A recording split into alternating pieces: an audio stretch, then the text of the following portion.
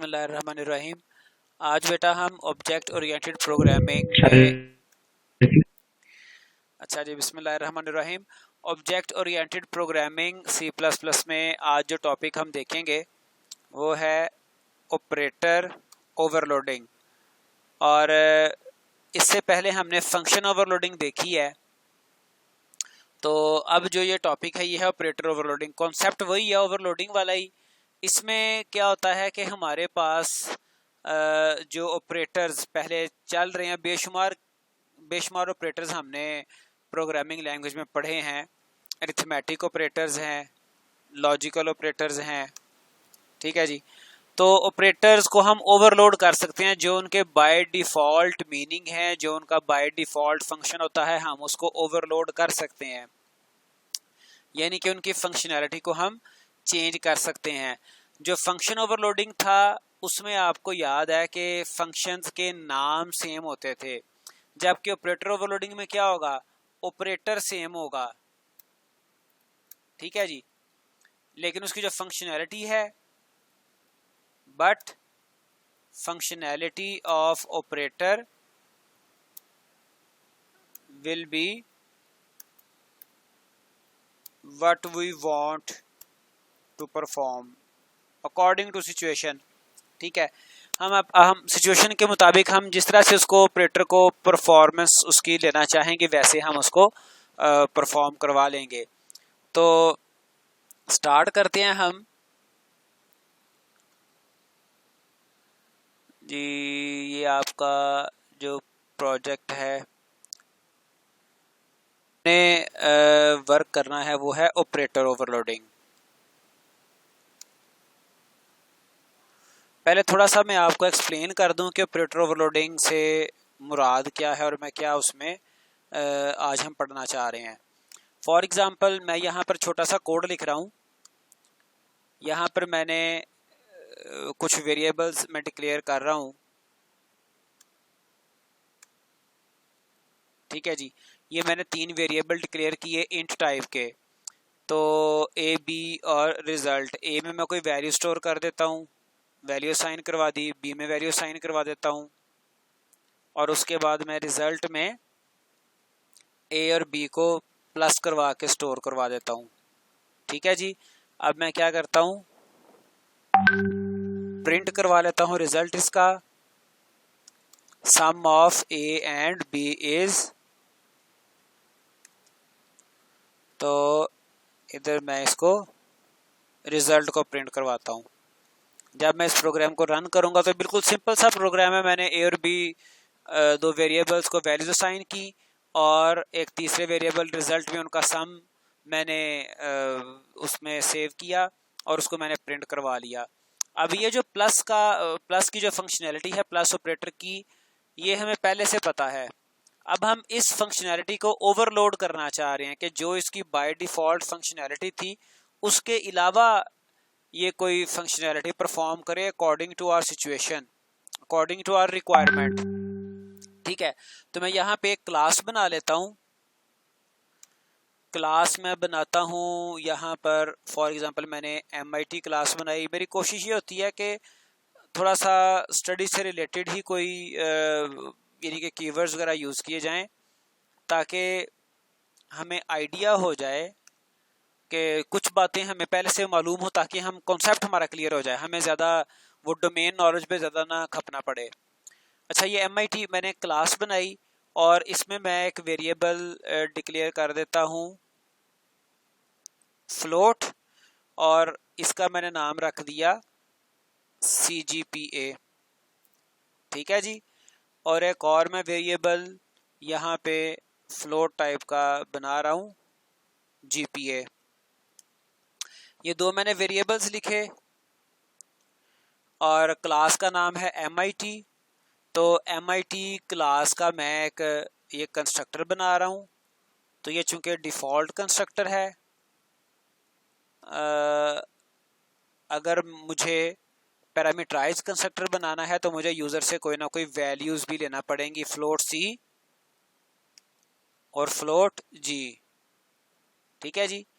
तो CGPA में मैं स्टोर कर दूंगा C, और GPA में स्टोर कर दूंगा G। ठीक है जी, ये मेरा पैरामीटराइज्ड कंस्ट्रक्टर है। ठीक है, तो अब हम क्या करते हैं, मेन क्लास में देखें, मैं यहाँ पर एक ऑब्जेक्ट बना रहा हूँ MIT क्लास टाइप का, और इसमें ऑब्जेक्ट का मैं कोई नाम रख देता हूँ obj1, और पैरामीटराइज्ड कंस्ट्रक्टर मैं कॉल करता हूँ पैरामीटराइज्ड कंस्ट्रक्टर, और उसमें मुझे दो वैल्यूज देनी है, किस टाइप की, फ्लोट टाइप की। तो पहली वैल्यू है CGPA मैंने दे दिया 3.32। उसके बाद दूसरी वैल्यू है GPA, मैंने दे दिया 3.7। ठीक है जी, तो अब ये मैंने एक ऑब्जेक्ट बनाया, एक मैं ऑब्जेक्ट और बना देता हूँ MIT obj2। इसमें भी मैं कोई GPA और CGPA वैल्यू साइन कर देता हूँ 3.43, 3.5। ठीक है जी, अब मैं यहाँ पर एक और ऑब्जेक्ट बनाता हूँ MIT टाइप का obj3, और obj3 में मैं क्या करता हूँ, अब ये देखें, ये जो मैंने ऑब्जेक्ट बनाया, ये डेफिनेटली इसके साथ कोई मैं वैल्यूज पास नहीं कर रहा। इट मींस कि ये पैरामीटर, ये डिफॉल्ट कंस्ट्रक्टर को कॉल करेगा, तो इसलिए मुझे डिफॉल्ट कंस्ट्रक्टर बनाना पड़ेगा। obj3 equal obj1 plus obj2। मैं यहाँ पे दो ऑब्जेक्ट्स को प्लस करवाना चाह रहा हूँ। मेरा यहाँ पर मकसद ये है कि जो कोई दो स्टूडेंट्स हैं, ठीक है, फर्ज करें मैं इसको obj1 की बजाय मैं stu1 कह देता हूँ, और इसको stu2। ठीक है जी, और तीसरा जो मैंने ऑब्जेक्ट बनाया, इसको मैं टोटल का नाम दे देता हूँ। मैं चाह रहा हूँ दो स्टूडेंट्स का CGPA है, GPA है, एक तो इसको वो सम अप करके मुझे कुमुलेटिव बना दे कि टोटल उनका GPA कितना है। ठीक है, तो इसके लिए देखें, मैंने यहाँ पर प्लस का ऑपरेटर यूज किया, या फिर यूं कहने कि इसका एवरेज, मैं इसका सम भी करना चाह रहा हूँ, साथ में इसका एवरेज निकालना चाह रहा हूँ कि दोनों स्टूडेंट्स का एवरेज CGPA कितना आ रहा है। तो यहाँ पर ये जो मैंने प्लस का ऑपरेटर यूज किया, ये प्लस का ऑपरेटर ऑब्जेक्ट्स के साथ यूज नहीं हो सकता, क्योंकि प्लस का ऑपरेटर क्या करता है, ये एक बाइनरी ऑपरेटर है, और इसके जो ऑपरेंड्स हैं ये कोई न्यूमेरिक वैल्यूज होनी चाहिए। इसके लेफ्ट एंड राइट साइड पे कोई ना कोई न्यूमेरिक वैल्यूज हो तो ये प्लस परफॉर्म करता है। लेकिन यहाँ पर आप देखें कि इसके लेफ्ट और राइट साइड पे न्यूमेरिक वैल्यूज नहीं है, बल्कि obj1 को चूंकि मैंने चेंज कर दिया, तो अब मैं stu1 कर दूंगा, और obj2 को मैं stu2, चूंकि मैंने नाम चेंज किए हैं। तो इसके लेफ्ट और राइट पे क्या है, इसके लेफ्ट और राइट पे ऑब्जेक्ट्स हैं। ऑब्जेक्ट्स किस क्लास टाइप के, MIT क्लास टाइप के। वैसे मैं आपको कंपाइल करके दिखाता हूं, तो ये देखें, इसमें हमें एरर ये देगा, प्रोग्राम डेफिनेटली एरर क्या आ रहा है, no match for operator plus. इससे पहले एरर आ रहा था डिफॉल्ट कंस्ट्रक्टर का, डिफॉल्ट कंस्ट्रक्टर मैंने बना दिया, तो लेकिन अभी भी ये एरर एग्जिस्ट कर रहा है। क्या एरर क्या है, no match for operator plus, plus operator का एरर दे रहा है, क्योंकि प्लस ऑपरेटर इस पर्पस के लिए है ही नहीं कि वो दो ऑब्जेक्ट्स को आपस में प्लस करे। ठीक है, तो अब इसको हम, इसमें थोड़ी सी बल्कि मैं चेंजिंग कर रहा हूँ कि इसमें ना वेरिएबल्स दो की बजाय एक ले रहा हूँ, ये दो ड्यूअल कॉन्सेप्ट हो जाएंगे।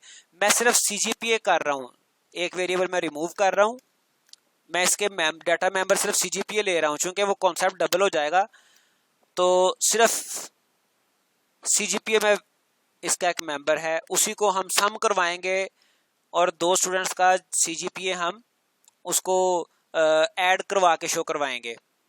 तो डेफिनेटली फिर मुझे यहाँ पे भी एक एक वैल्यूज ही देनी है।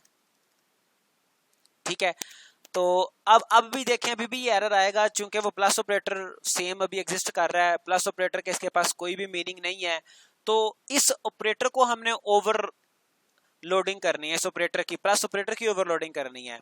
ठीक है, तो अब देखिएगा ऑपरेटर ओवरलोडिंग हम किस तरह से करते हैं। सबसे पहले तो आप ये देखें कि हम ऑपरेटर कीवर्ड यूज करते हैं, उसके बाद जिस ऑपरेटर को हमने ओवरलोड करना हो वो ऑपरेटर लिखते हैं। ठीक है। और उसके बाद चूंकि ये फंक्शन की एक स्पेशल टाइप है, स्पेशल फंक्शन है, तो इसमें पैरेंथेसिस भी आएंगे। ठीक है। अब यहां पर मैं रिवाइज आपको कर रहा हूं कि ये इस ऑपरेटर से हम करवाना क्या चाह रहे हैं। इस ऑपरेटर से हम दो ऑब्जेक्ट्स को आपस में ऐड करवाना चाह रहे हैं। हम अज्यूम क्या कर रहे हैं कि दोनों ऑब्जेक्ट्स की वैल्यूज आपस में ऐड हो। तो डेफिनेटली इसमें क्या होगा कि हमें एक जो ऑब्जेक्ट है, एक तो हमारे पास ये करंट क्लास हो गई, एक ऑब्जेक्ट हमें यहाँ पर इस क्लास टाइप का रिसीव करना पड़ेगा। क्लास का नाम क्या है, MIT। कोई भी मैं ऑब्जेक्ट का नाम रख देता हूँ, M रख देता हूँ।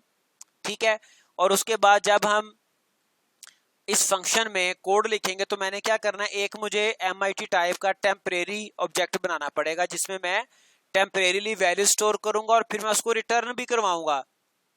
ठीक है। चूंकि मैंने रिटर्न करवाना है टेम्प को, तो मुझे इस फंक्शन की, ऑपरेटर ओवरलोडिंग फंक्शन की, मुझे रिटर्न टाइप भी रखनी पड़ेगी। वो क्या होगी, MIT। चूंकि हम रिटर्न टाइप वही रखते हैं जिस टाइप की वैल्यू हमने रिटर्न करवानी हो। तो हम क्या करेंगे, हम दो ऑब्जेक्ट्स को आपस में ऐड करेंगे और उन दोनों ऑब्जेक्ट्स को ऐड करने के बाद जो रिजल्ट होगा, result will be stored in temp object of MIT type. ठीक है। और फिर उस टेम्प को हमने रिटर्न भी करवाना है। तो चूंकि रिटर्न करवाना है तो मुझे रिटर्न टाइप भी चाहिए, तो मैंने वो रिटर्न टाइप भी रख दी, रिटर्निंग टेम्प ऑफ MIT। ठीक है। अब मैंने यहां पर ये देखें, ये एक ऑब्जेक्ट रिसीव किया जिसको मैंने MIT टाइप का ऑब्जेक्ट, जिसको मैंने नाम दे दिया M। ठीक है जी।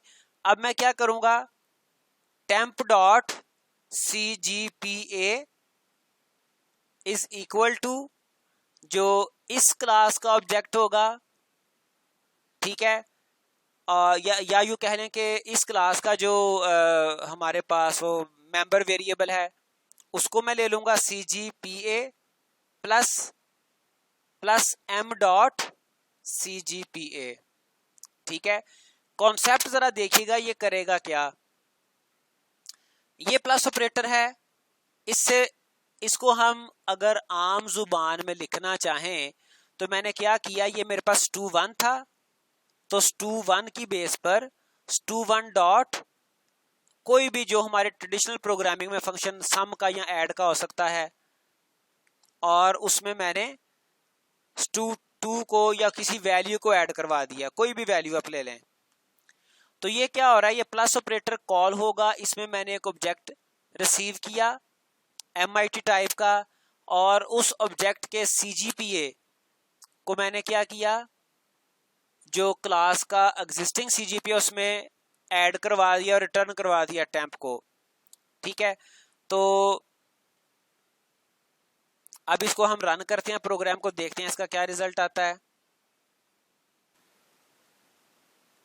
तो ये देखिए, मैंने ये जिसमें मैंने रिसीव किया है रिजल्ट टोटल में, इसका CGPA मेंबर मैं इसका प्रिंट आउट ले रहा हूं, इसको स्क्रीन पे डिस्प्ले करवा रहा हूं। तो ये देखें, हमारा कुमुलेटिव CGPA शो कर रहा है 6.7। ठीक है। अगर हम इसको देखें, ये दरमियान में सेमीकोलन आ गया, अगर हम इसको देखें तो हमारे पास stu1 का जो इसमें हमने CGPA पास किया था 3.3 था, और stu2 में जो CGPA पास किया था 3.4 था। तो उसने इन दोनों को सम करवा के मुझे रिटर्न करवाया। तो आमतौर पे जो प्लस ऑपरेटर है वो ऑब्जेक्ट्स को सम नहीं करवाता, लेकिन हमने एक ऑपरेटर ओवरलोडिंग के जरिए से ऑब्जेक्ट्स की वैल्यूज को सम करवा लिया। तो कुमुलेटिव CGPA 6.7। ठीक है। बल्कि इसको कुमुलेटिव की बजाय हम यूं कहेंगे,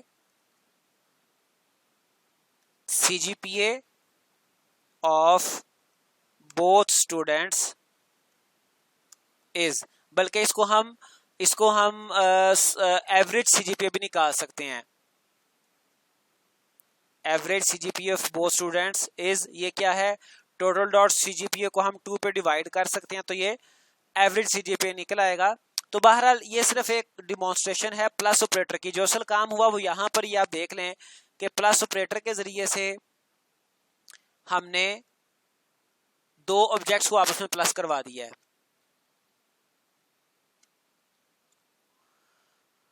तो इसमें अगर आपको कोई बात समझ नहीं है या कोई क्वेश्चन है तो वो आप पूछ सकते हैं।